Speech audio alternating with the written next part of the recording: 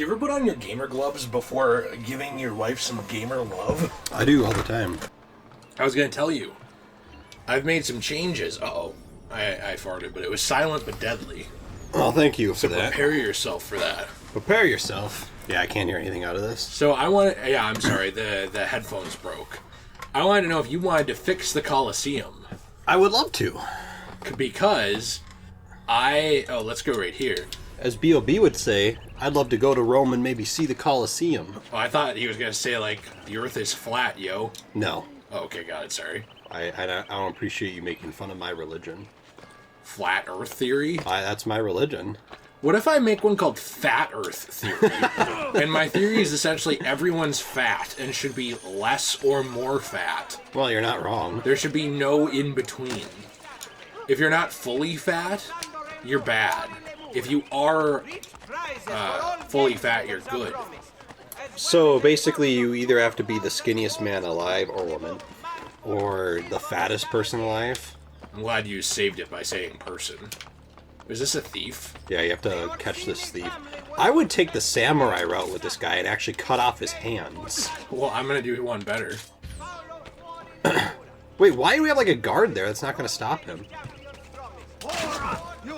I don't know, but alright, let's see if we can catch up. Okay. Nice! Nice! This is how you stop thieves. Oh, okay. Pretty epic. What if you just like call a volley storm on that guy? Oh, I just did that. Okay, that works too. I like how they don't really show them hit him, like, correctly, because they get right past him. But yeah, he like jumped by him. Now what I do is this, to like prove a point. Nice. I like it. You're like what they did with Black Bart the Pirate. Who's Black Bart the Pirate? He's a pirate. Was his name Black Bart? Yeah. Oh, I thought it would be Black Heart, and you misspoke. No, it's Black Bart. Okay, anyway. Well, and there's him. There's like Captain Kidd is probably one of the most famous examples where they actually hung them.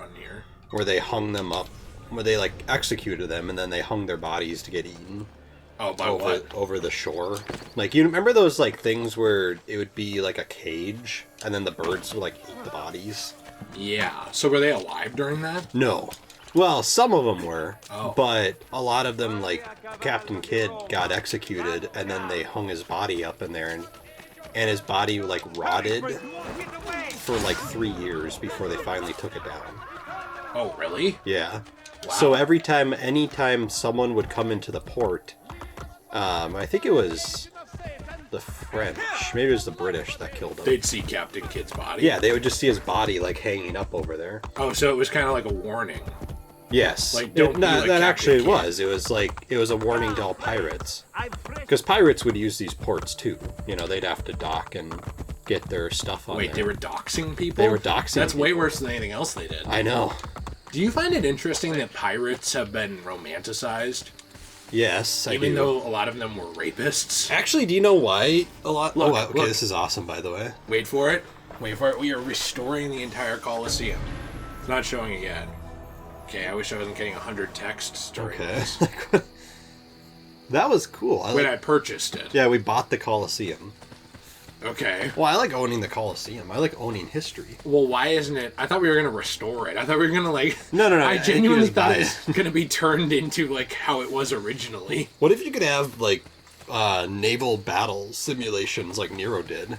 In the Colosseum? Or at least where the Colosseum was. That'd be awesome. Because the Colosseum wasn't there, but actually where the Colosseum was, if you go underneath the Colosseum, like what you're seeing now, there's a ton of, like, catacombs underneath.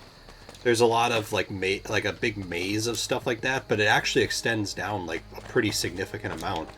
And the reason for that is not because it was built that way, it's because the Colosseum was built on a big hole in the ground that Nero actually had filled with water. Like, Nero had, like, a man-made pool built in Rome. And this pool, he would have, like, ships go on there and have people conduct, like, naval battle simulations, usually, like, Christians and whoever else he captured.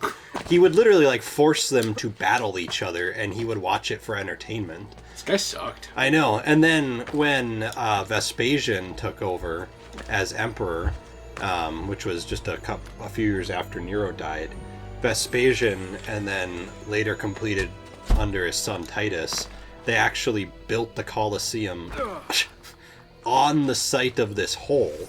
Mm-hmm. And essentially they just built a Colosseum around this hole, and they turned like the hole in the ground into basically mazes, which were used for like the gladiators to like hang out in and stuff like that. Mm-hmm. So what are your thoughts on that? That's a little lore of the Colosseum. What are your thoughts on that? Thoughts on what? Like, do you think that's cool? What was your favorite use of the Colosseum? I definitely love murdering Christians. That's that my is pretty favorite base. use. I love it. Christians hate him. That's like the little thing for Nero. So. Speaking of Sir Arthur Conan Doyle, I actually discovered something very interesting today. Oh. And I'm not going to get to Sir Arthur Conan Doyle for a little bit. There's actually a point to this. I learned something about the second Jurassic Park movie, The Lost World. Okay. And so, did you know the movie, The Lost World, is very different from the book? I do know that, but I don't know how. So, the book, the first Jurassic Park movie, and the Jurassic Park book are somewhat different. They're similar in the... I should say, they're different enough that there is noticeable differences, but the differences in them are not anything like really glaring or anything like that. Basically, like one of the biggest differences is the lawyer character is not in the book. The lawyer character is actually a Steven Spielberg made-up character. That is, his character basically is comprised of like 3 different characters from the book. Oh, to kind of like simplify it? Yeah, basically. So that's kind of like one of the major differences, and then, but the differences are not bad differences. Like, the movie's an amazing movie, so like the fans of Jurassic Park are fine with the differences, you know? Oh, assist the citizen. Ooh. There's probably below us. There might be a woman getting attacked that we need to rescue. No, it's not below us. It sounds like a man, and it's above us. Let me figure out how to get up here, because I'm just trying to chip away at these treasures on our way, because this is going to be one of the things that helps us repair Rome. Right. So you can keep talking, but what I'm saying is, I am not aimlessly wandering. I have a purpose to what I'm doing. Right. A dog's purpose. A dog's purpose. Thanks for watching. Oh, wait. So, like, people were fine with the differences in Jurassic Park because Steven Spielberg made just a great movie. So, Right. like, people were fine with it. Yeah, that's typically how it works. If it was bad, they wouldn't have been Oh, fine yeah, with if it was fine, they'd be like, well, why didn't you just do this? Right. But with The Lost World... Which we do as well. Right. With The Lost World, the weird thing to me was... So, first of all, the author of the book, Michael, I think his last name is pronounced, like, Cretin. I don't really know how to pronounce it. Yeah. But the author of the book is not really one that ever writes sequels. Oh. So he wrote the Jurassic Park book. Steven Spielberg made a movie based on it. Steven Spielberg wanted to make a sequel to this movie, so he literally asked Michael Crichton to write a second book so he could make a movie based on it. Wow. And Michael Crichton basically was like, okay, fine, whatever. So he did. But he got really mad at Steven Spielberg because Steven Spielberg changed up so much stuff about the movie from the book. For the second one? Or Yes, first one? for the second one. So, But I thought a lot of people don't even like that second book. well, yeah, I don't know. I don't know what the general's opinion on it The is. Gods Generals? The Gods Generals. But, so basically, in the movie... you know how the movie ends with them taking the Tyrannosaurus? Well, okay, wait. What? I don't... Because Jill is sitting here, even though she's not playing, she has never seen these 2 movies. Okay. I don't have to listen. I can put my other headphone in. But yeah, could you do that? Because I don't want to ruin that movie for Jill, because then you know what's going to happen? Jill's going to be like, I already know how that movie ends. We don't need to watch the second one. Right. So I want to, like, be able to watch the second one. Okay, anyway, yeah. So, in the second movie, you know how it ends with the guy taking the Tyrannosaurus Rex to San Diego? Yes. Right? That's not even in the book at all. do they just put it down? No, the idea of the San Diego thing at all is just not in the book. It's just not a thing. That was completely made up by Steven Spielberg. So the entire part in the city is made up? Yes, completely made up. That whole 25 minutes? Yes. It was not even... It wasn't mentioned in the book. It wasn't mentioned in the book at all. It was a completely made up... Steven Spielberg went and completely changed the third act of the story. 100%. He made it all up. He changed how all these characters die, and he basically made up an entire story, which I found very interesting.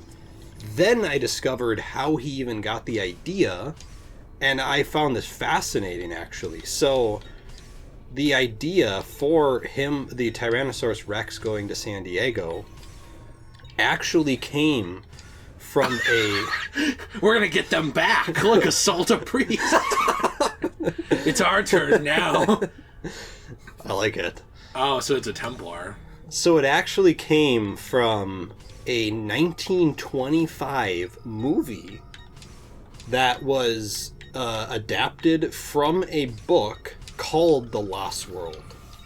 And the book itself, The Lost World, was a Sir Arthur Conan Doyle book. And that book itself was basically the premise of that book was this was kind of the first time that you have dinosaurs in a city. So like he had all these like monsters and stuff in this city, and the premise of the book is these people stole a pterodactyl and essentially brought it back to London, and the because they were going to like run tests on it and stuff like that. Yeah. And the pterodactyl broke free and was essentially flying around London. This was the premise. And then he like had a nest on Big Ben itself. And like that's kind of the idea of this book is like this pterodactyl kind of terrorizing London, basically. Pterodactylizing London? Yeah. Nice. Thank you. And actually what's interesting is this concept from The Lost World is actually the thing that inspired stuff like King Kong. Where the person of King Kong kind of was like, hey, what if we basically took this concept, but instead of a pterodactyl, what if we just had it be like a big gorilla? Oh, so the concept of a big monster terrorizing city, that idea came from this story, The Lost World. Okay. Which then was made into a movie in 1925. Which then was made into a book. Well, the book came before that. But then that was made into a movie. Right. Which was made into a book. Right. So that movie, Steven Spielberg grew up loving that movie. So he stole from it. He loved the movie The Lost World, and then when he got commissioned to make the Lost World movie, he had the idea like, hey, wait a minute. One of my favorite childhood movies was called The Lost World. This movie is called The Lost World. Coincidence. And I'm not kidding you. He got the idea of, I want to have my own monster in the city from this book. Am I allowed to listen again? In a couple minutes. So that's where this entire concept came from. Yeah. Okay. So then he decided to completely rewrite the ending of this movie so he could put a T-Rex in San Diego. Well, and I think you and I have different opinions on The Lost World. I like it more than you do. Mm-hmm. I think we can both agree that's one of the good parts. The San Diego thing? Yeah. Yeah. Like, that was one of the good parts of the movie. Right. So it's interesting that almost wasn't in the film. Also, I was just looking to see if there were more Borgia flags on the way, because I have to kind of press on this direction. Oh, yeah. Yeah, there's one up there. And I just kind of grab them while we go. But I do want to try and get this, because we don't have any of this part of the map discovered. Well, and I liked The Lost World. The only Jurassic Park movie I didn't like was Fallen Kingdom. I liked The Lost World. I thought it was a fine movie. It's just I like the other ones more. It's kind of my opinion on it. I was only surprised that you liked Jurassic Park 3 more. Yeah, I actually enjoyed that movie. Right, and it's not like you can't like it, how dare you, you're wrong. I was just surprised, because that, to me, seems like a weaker film. Right. And generally, this doesn't mean you have to feel this way, but the general feeling in the Jurassic Park fandom, also I can't figure out which direction to go to get up there. You might need jumping stuff. I might need to go over here. The general, which doesn't mean you have to have this opinion either, But generally, people are like, oh, I love 1. 2's fun. 3 wasn't very good. Jurassic World was like a really good return to form. Oh, Jurassic World 2 sucks. Right. Oh, Jurassic World 3 wasn't very good. That's been kind of the general... Which Jurassic World 3 was actually my second favorite Jurassic Park movie. Like, I really liked it, actually. I am shocked and I'm happy for you. But yeah, Right, yes. Let's just not deal with this right now. I think my main problem with The Lost World, and it is a problem with 3 also, and a problem with actually all of them except for 1, is I felt like in 1, the original Jurassic Park, which first of all is just hard to beat because it's just such a great movie. But I thought that one of the reasons why it was a great movie is because it did the best job with creating a sense of fear and a sense of like genuine fear for these characters, and all the characters' death actually meant something. Are you talking about 1? Yes, just the original Jurassic Park. And what's actually interesting is all their death comes at a very thematically great way too. Like for example, the Ray Charles, the guy who plays from Samuel L. Jackson. Charles Ray, the Chucky killer? Yeah, Chucky? that guy. Yeah. Yeah. Basically, his attitude was, "Oh, I'm fine. I can go out on my own and do this," and then he dies when he goes out on his own. Dennis Nedry, it's very ironic that he dies because his character he basically was the guy that set up the entire internet system for the entire park, and he got so cocky with his plan that in the process of setting up this internet system for the park, he didn't even bother learning the layout of the park. Like, Dennis Nedry straight up got lost as he was trying to escape. And then he died from the Dilophosaurus. But it's like the movie and the book does such a great job with actually making you feel like these characters' deaths are like, like, oh, what's going to happen next? Who's going to die? And like, you actually are kind of scared and get nervous for the characters. Like, are they going to escape the park? Whereas I think in the second movie and the third and all of them, any death that appeared in the movies was kind of pointless. Like, well, it was just there to... Okay, that thing cut out. It was just there to drive the story forward and give suspense instead of having much purpose. Well, exactly. And that's where I thought the first one was so masterful. Whereas, like, the second one, for example, which in the book it's different. The book is different in the sense... I don't know if you remember the scene in the second one where the hunters are racing through the tall grass and, like, the raptors are picking them off. Mm-hmm. The book, it's only a single hunter.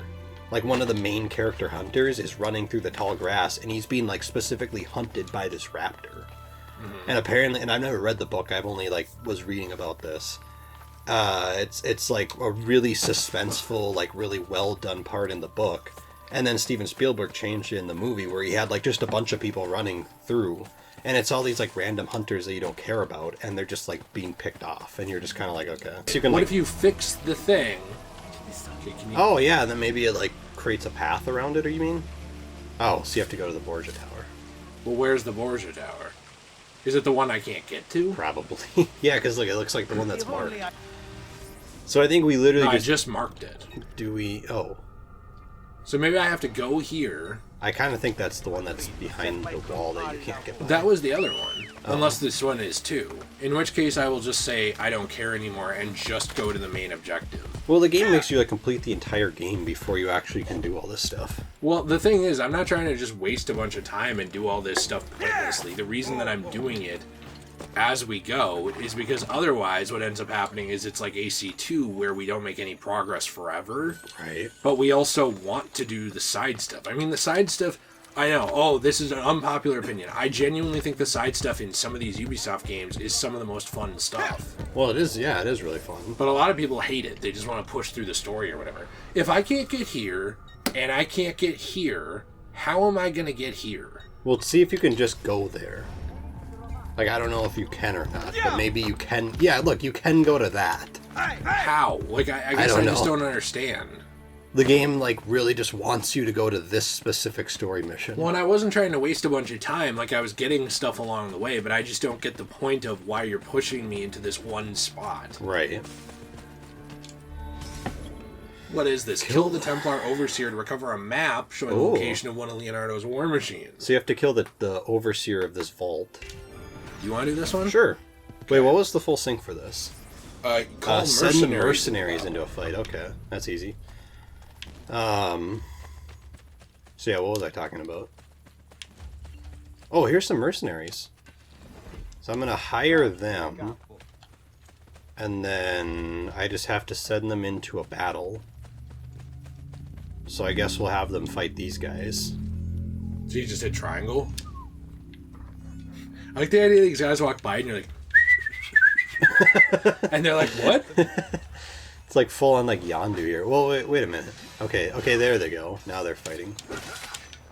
Nice. Well, I just killed like the guy. Like the main guy. Nice. Good job. That was easy. Now you have to loot that body, I think. Okay. Map retrieved from the Overseer. Well, let's loot the bodies. Like this one? Yeah, but there was like a really ornate body that looked like really hot. I mean, really tricked out. I mean, hot. No, that guy right there. No, I wanted to loot this guy first, because this guy had medicine that I wanted. Oh, I got it. And you 16 florins, yeah. Look at that guy. This he guy had had 3 88. bullets. How does it feel when people say words totally wrong and you know they're saying it wrong? Does it bother you? Like scimitar. I hear people say scimitar. It doesn't really bother me that much. What about historical names? What if I started calling him like Barack Obama? Barack Obama. See, I would just find it funny. That's the problem here. It's Okay. like when you say stuff like that, I just find it funny. But what if people... It's me, though. But what if people say it seriously? And they just are committed to it. And everyone around you is saying Barack Obama. Wouldn't you at some point be like, why are we not calling him Barack Obama? Or would you at some point be like, am I saying his name wrong? Yeah, I mean, I would think that. But I don't know. I guess to me it doesn't really bother me that much, but I'm also not like a English person. Well, what if people started just getting historical facts wrong? Okay, well then that would bother me. Why? Because it's a fact.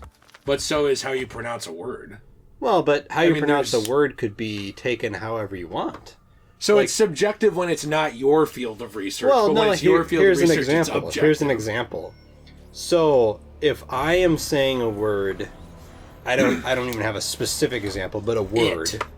If I'm saying, if I'm saying a word, there's a lot of people, like, for example, with different accents, like a French accent, for example, that would say... Do not kill anyone before doing it. Okay. That would say that same word, but they would say it a little different.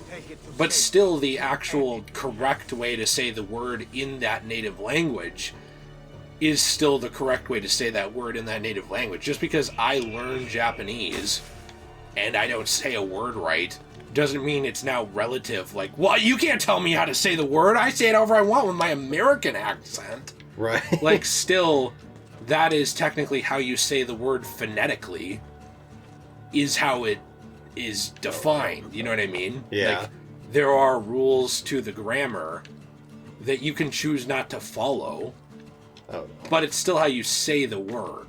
Right. So say the word. Say the word, Nate. Say it. Okay, we have like Samuel L. Jackson here. No, but do you get what I mean? Right. I feel like it can't be like... There are things that are absolutely subjective in English. Like, for example, a lot of comma usage is subjective. Like, there's a lot of places where the rules either don't matter or there is no rule. Right. And it's kind of up to you. That's subjective to me. Well, there's also a lot of, like, different versions of that word depending on where you're from. Like, for example, the word bag. In the Midwest, we say the word bag differently. You know, people in the South say bog. But there would still be a... What? Bog? Yeah, they say, like, bog. Nice, good job with that. Oh. Leave the rest of those blueprints, though. They're fine. Yeah, those ones are okay. So, wait. You can I kill kill whoever someone you now? want now. Before destroy... Okay, so I did destroy the blueprint. Is that the only blueprint? I don't know. Well, and the same way that I could have a different interpretation of a historical event, but if I start saying... What? Oh. But if I started saying false facts, it's still wrong. Right. But my interpretation isn't necessarily wrong if that's open for debate. Like, I don't think you can tell someone their accent is wrong. Well, that sounds there's, racist. But there still is a correct way to say a word. It's Right. with the hard R. I mean, it's, however it's written. Right. Do you get what I mean? Yeah, I get what you mean. Okay, that is the only reason I care. But I also think that, like, if you say a word a certain way, I also don't care. I only care if it's, like, completely wrong and ridiculous and not a joke. Right. In which case, I'm like, what are we doing here? Right. Okay, so I think I just have to push these. Oh, wait, now I have to run? Reach safety. Oh, wait, no, go right. They're giving you objectives. Okay, I'm sorry, I didn't realize that.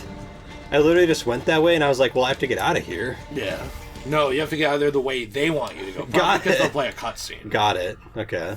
This is my probably biggest gripe with Assassin's Creed Brotherhood. Amazing world, but the freedom is not on par with Revelations or 2. Right. Yeah, because it wants me to get specifically here. Yes. But I couldn't have watched this cutscene from up on the gate. Right. And to me, that's stupid. Got Do you get what I mean? I do. Like, to me, that's kind of where this game falls flat in some sections, is its forced linearity. Yeah. I don't Okay. know. Well, Like, yeah. You're not Metal Gear. Right. Like, stop trying to, you know what I mean? I don't know. Also, why do they have, like, a gun?